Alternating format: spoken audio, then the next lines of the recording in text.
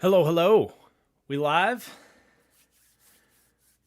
It's always a little delayed when I hit go, but I think we are live. My friends, great day to have a great day. Holy crap, it actually happened. Micah Parsons traded from the Dallas Cowboys to the Green Bay Packers. I was um, literally finishing this next deep dive, which the plan is as soon as we hit end stream here, boom, you guys are going to have that next deep dive here on the channel. But first things first, we gotta talk about the trade from both perspectives. We got to update the deep dive power rankings because this is as big of a move as you can possibly have. Really, a week before the season started. Wow, it's been kind of building up to this really throughout the summer, but Micah Parsons wasn't playing around. He wanted out. And this really goes back to, for Dallas, like, how much have we been critical of them for overpaying their players, for dragging things on? They, for no good reason, gave Dak Prescott like $7 million a year more than they needed to, frankly. And am I live? Can somebody say if I'm live just to confirm that I'm not just talking into a blank space right now? Because sometimes YouTube makes you also hit live.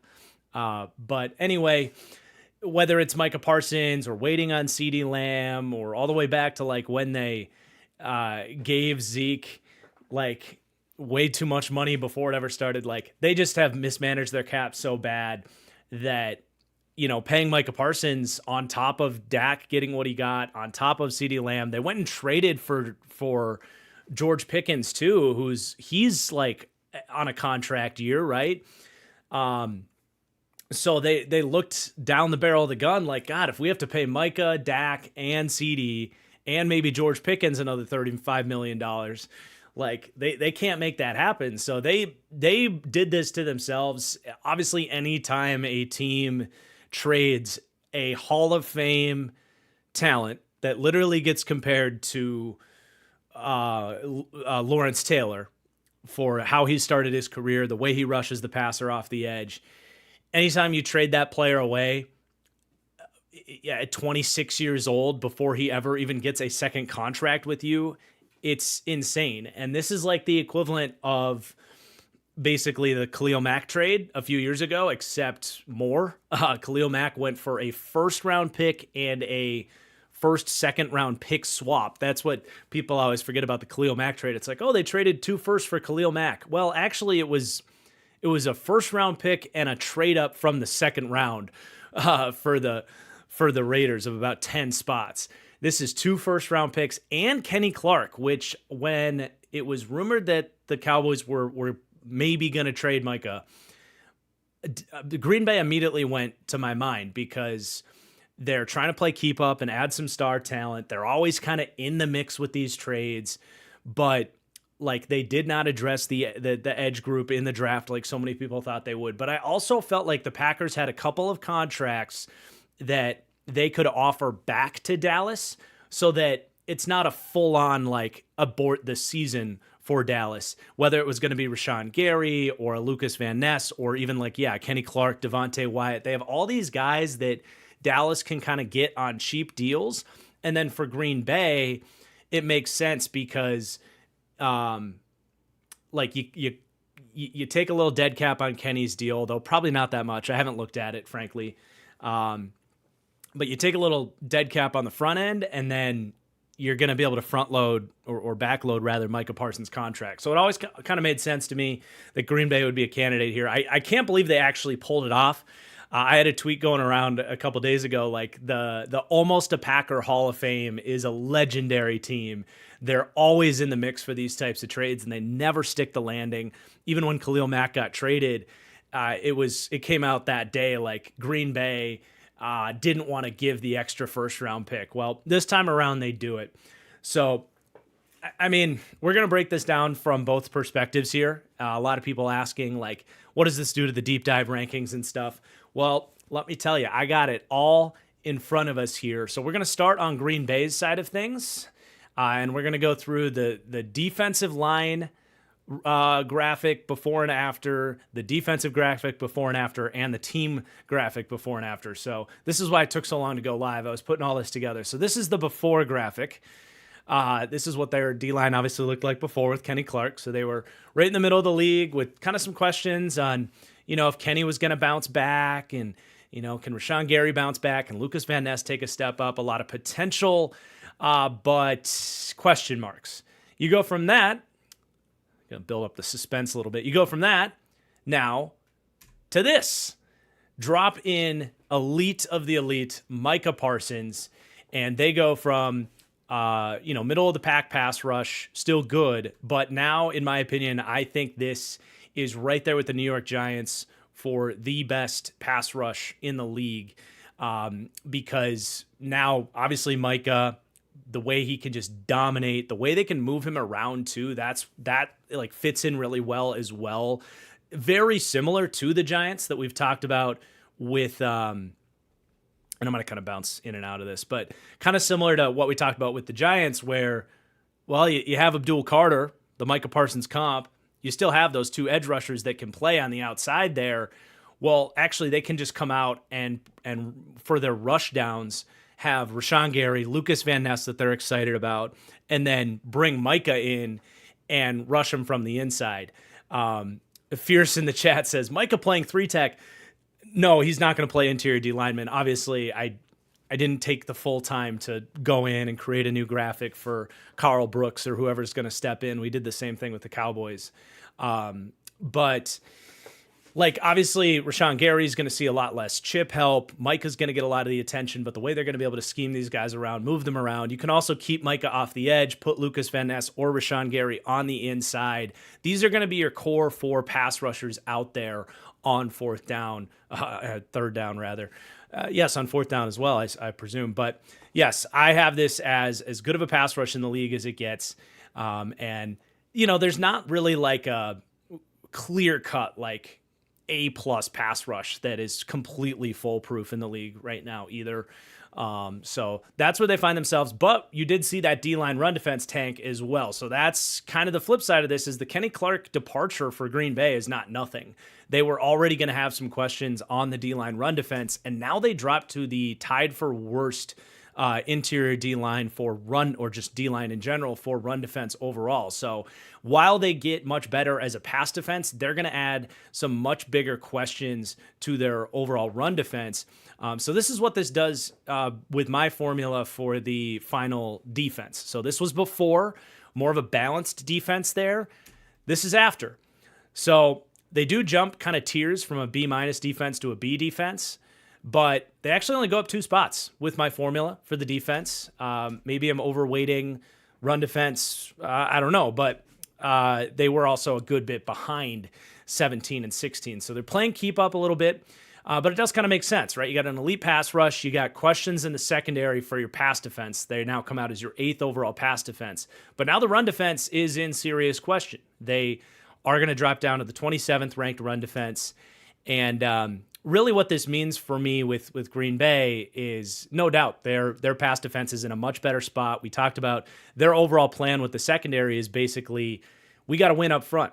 We're going to play off coverage. We're going to tackle and have kind of a defensive back room built with slot corners and just play cleanup and just depend on the pass rush dominating.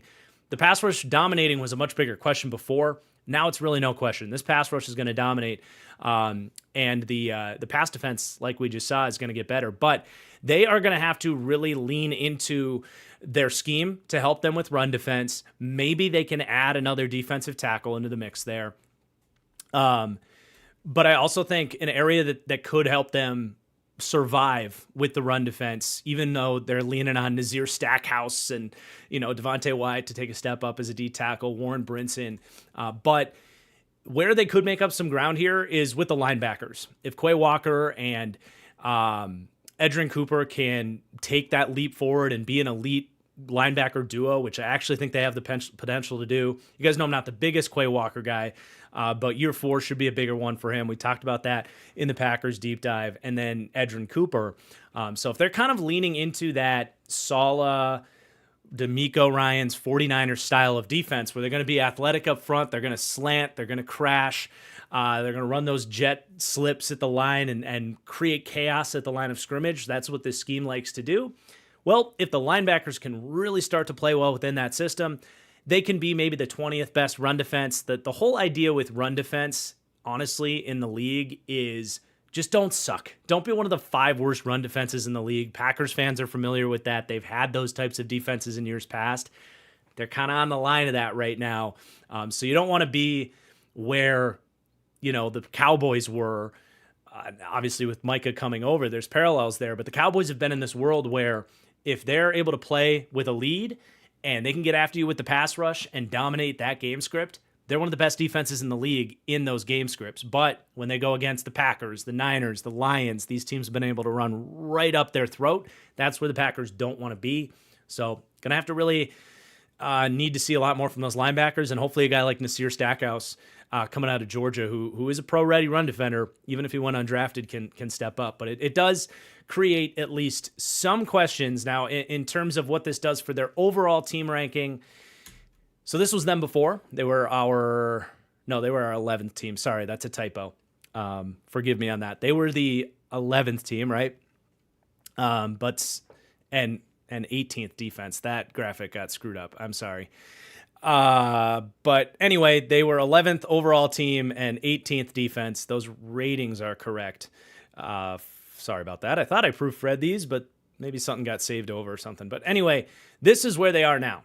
They jump up to my 7th overall team. They get the 0.4 boost to their overall team, which gets them, 7th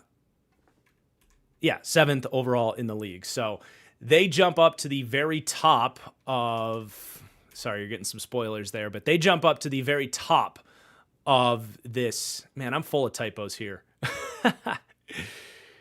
Something's off. Okay, Vikings are 11th. This is the problem with going live is, typo TFG, which you guys know I'm full of them. Didn't proofread all this, but the Vikings are 11th, and then all those other guys, Broncos are 10th. What am I looking at here? Broncos are 10th. Niners are... All right, hold on. Hold on here, guys. Let me look at my... I swear I looked at this and everything looked fine. Everything's moving a little bit crazy today because I was literally editing this deep dive while all this happened. But, all right. Packers are 8th overall team behind the Rams. So, forgive me here. The Packers are the 8th overall team with that 82.5 overall grade. So, anyway, forgive me on that. It will be all concise and clear with the next deep dive with that rankings graphic. But Packers get a big jump. Huge move for Green Bay. They still have some questions with the run defense, and they got to take some steps forward with the offense to become a true tier 1 Super Bowl team. But their potential just got much, much higher. The biggest thing I think we can wrap up on the Packers side of things is the biggest problem they had last year was star talent going against the Eagles and the Lions and the Vikings and not having those true difference makers to help them get them over the edge. They go aggressive. They go get that difference maker. It costs them one of their good DTs and 2 first-round picks. But I think any fan of any team and any front office in the league, if they were in a position to go make this move, they would do it. And I think value-wise, it's a lot to give up, but it's worth it in terms of Green Bay. As for Dallas, it's not all the end of the world. I think it obviously sucks. They're worse off for now, and probably for the next 5-6 years. You would rather have managed this team correctly so that you can just pay Micah Parsons. It shouldn't be that hard to just figure it out, pay the guy. It's $47 million a year, but it's at the most impactful position in football, and the cap keeps going up every single year. This is a going rate, man. So for Dallas, it sucks to lose him, but you do get a pair of first-round picks to replenish this roster that's in a really tough spot. And as we can kind of break down their graphics and the deep dive formula and all that stuff, they do get a helpful player back in Kenny Clark. I don't think their season is just lost now. And this is where I think having this formula is really a cool way to kind of maybe reduce the panic level from Cowboys fans a little bit. Maybe not, but let's take a look at what happens here. So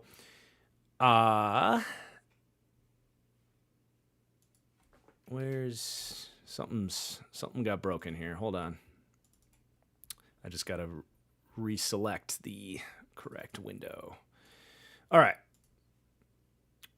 So here's the before, where they were damn near top of the league for pass rush before. They were just a little bit below where the Packers are now. They ranked 2nd to 4th for pass rush before, but they were 32nd in D-line run defense. And now they, after the move, are going to be a much more balanced defensive line.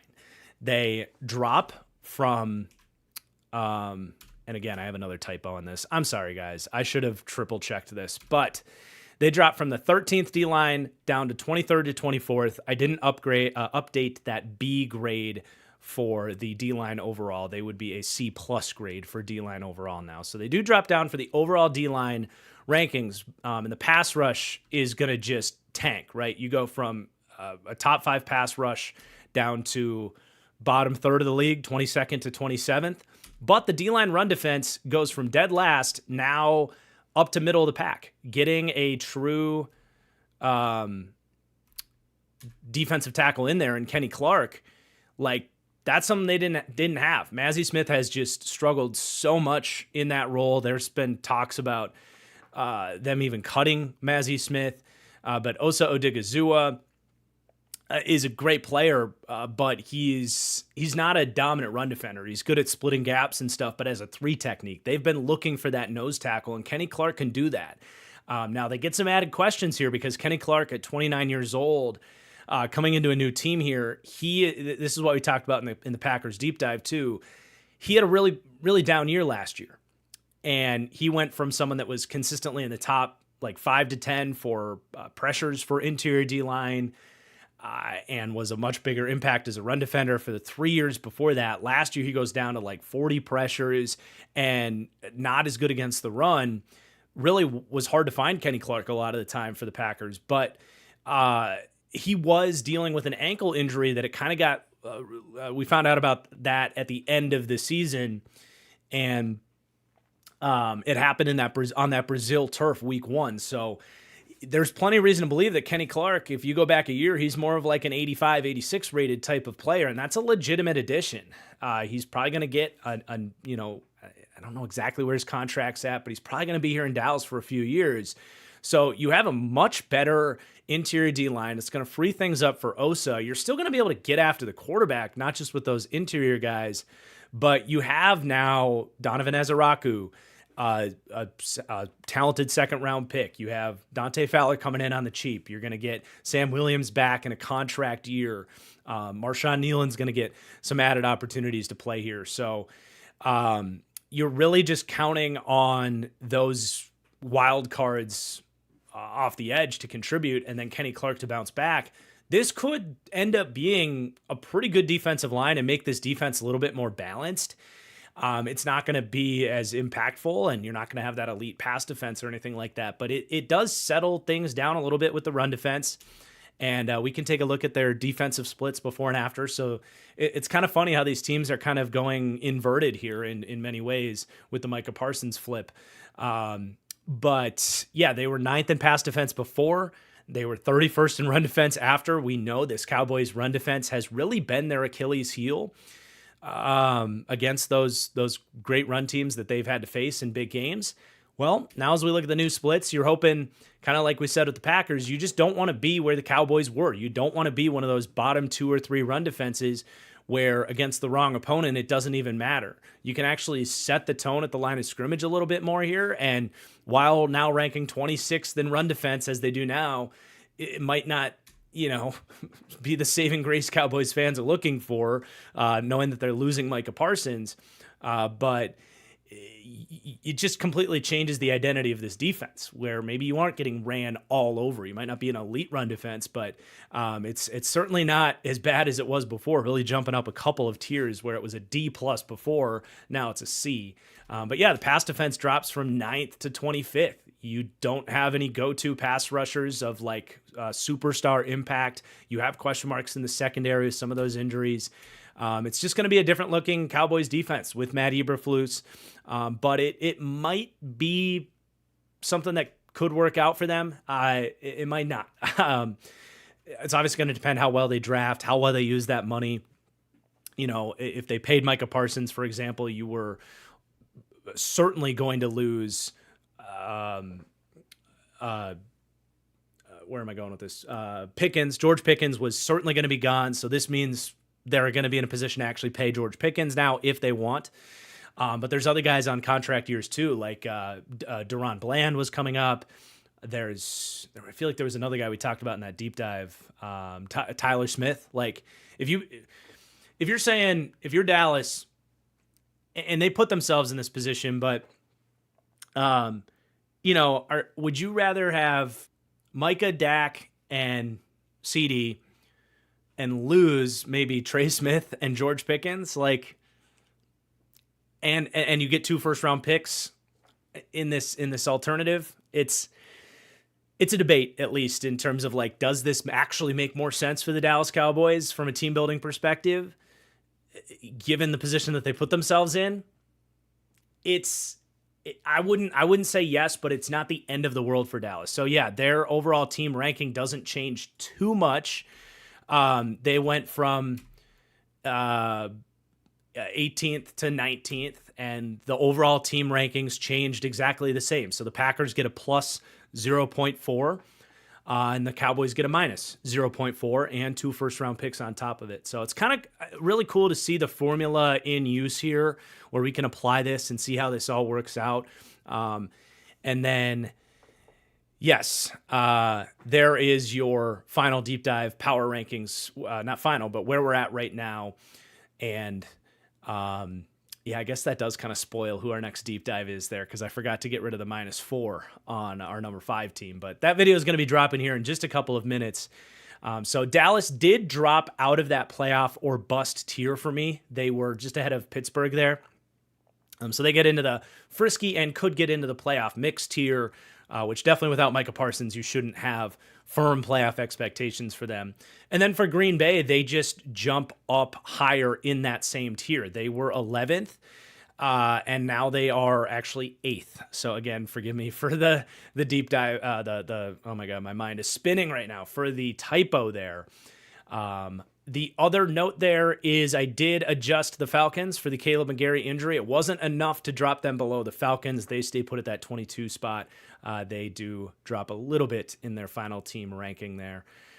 So we did it. We got through this live stream. I do want to remind you guys, like, once I finish these final deep dives here next week, I will have the full spreadsheet that I use for this free, available on my Patreon.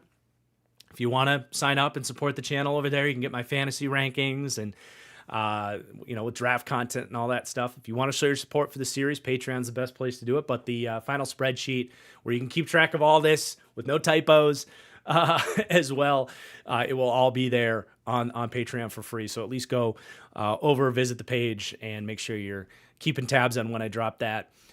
Now, before I do get out of here, we got some super chats. I see you guys. So if we have any questions here, I want to address them and thank you guys. So Mark, thank you for the super chat. Alex asks, is Micah the best non-QB in the NFL? No, I still think Myles Garrett is even a better pass rusher. For me, it's like within tier 1, you got Garrett. For me, it's Nick Bosa and Parsons are 1B, if you will. And then, yeah, it's all these guys are like pretty clearly better than the other. Like, then I would go with Crosby. Then I would go, man, I feel like I'm forgetting someone now that I do this. Parsons. Bosa, because I don't think TJ Watt's in that tier anymore. Yeah, Crosby and Hutchinson. That's your 5, right? So you got up here, just making sure my hand's in the frame here. But you got Parson. Oh my God, I'm sorry guys. My mind is literally mush from working on the deep dive all day. But you got Garrett, Parsons, and Bosa are here. Just below them, I'd have Crosby, and then Hutchinson. It's like I think he's in, but he didn't get to finish last year. I think he's in, and then we've discussed some other guys that are in there. But yeah, I would say Garrett is the best non-quarterback in the NFL, unless you want to get into like Jamar Chase, Justin Jefferson talks.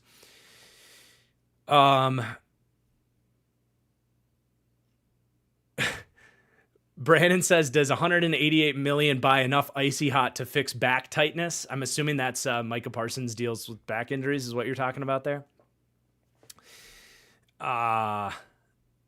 Echo says, anyone see that Micah came back to the table this week and the Cowboys said, play on the 5th year or leave, per Rappaport.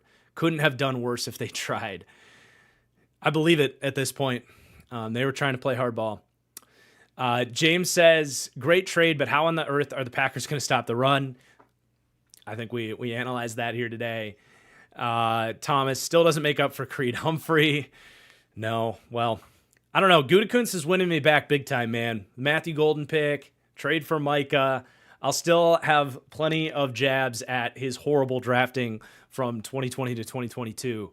But I don't know. He's starting to make up some ground here, I think.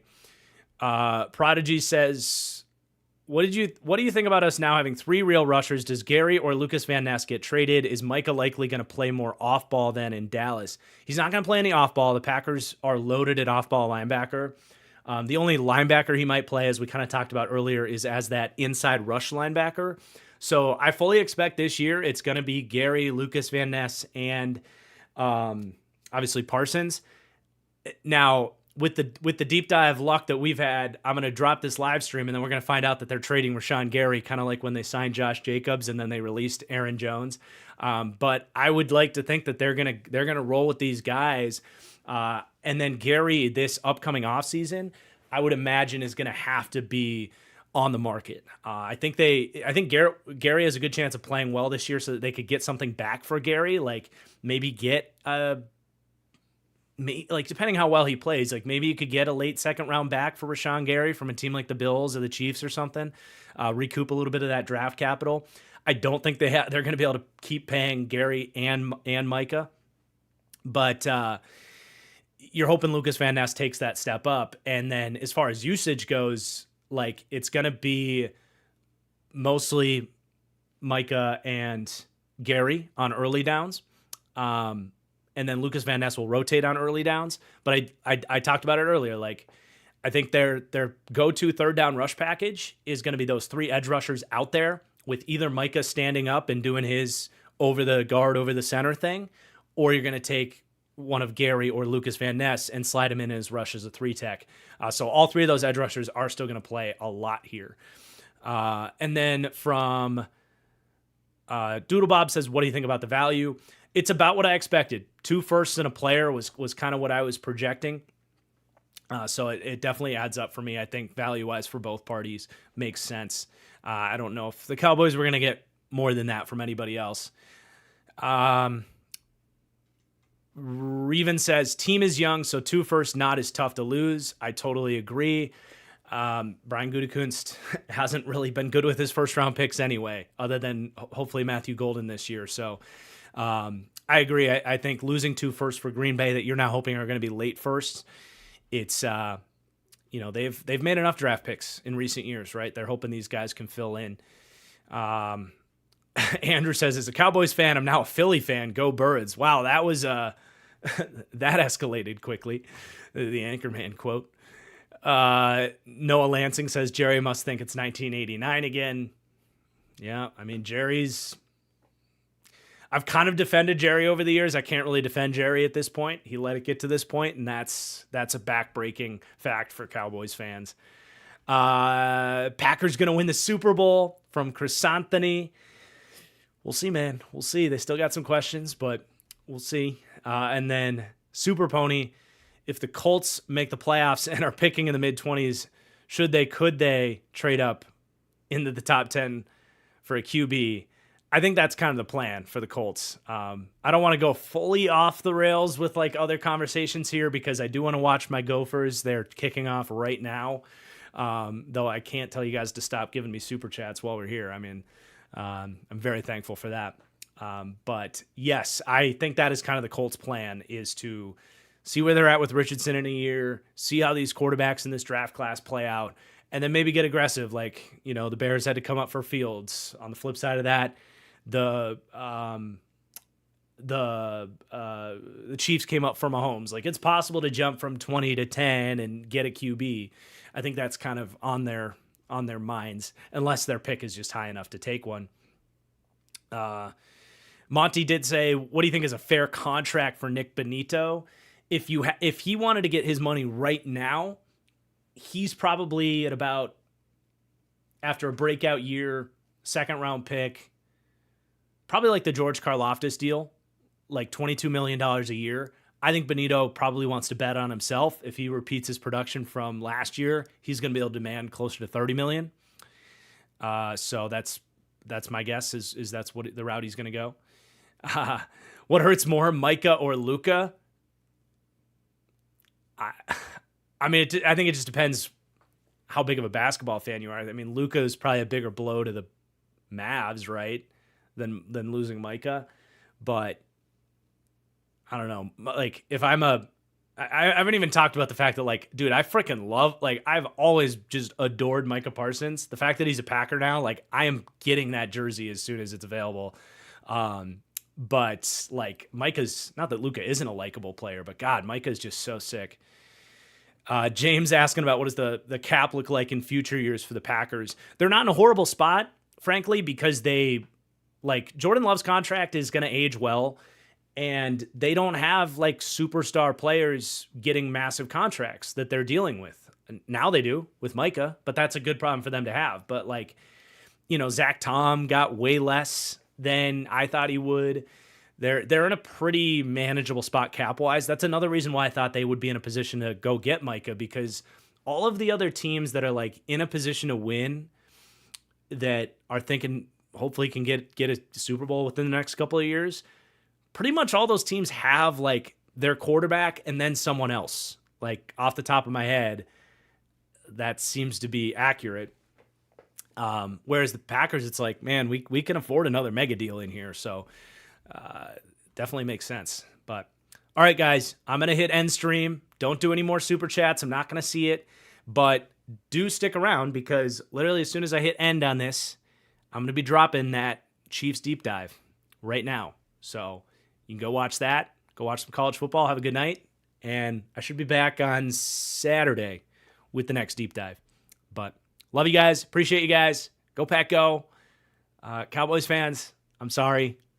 Hopefully I gave you a little bit of optimism here, but we're out. Peace.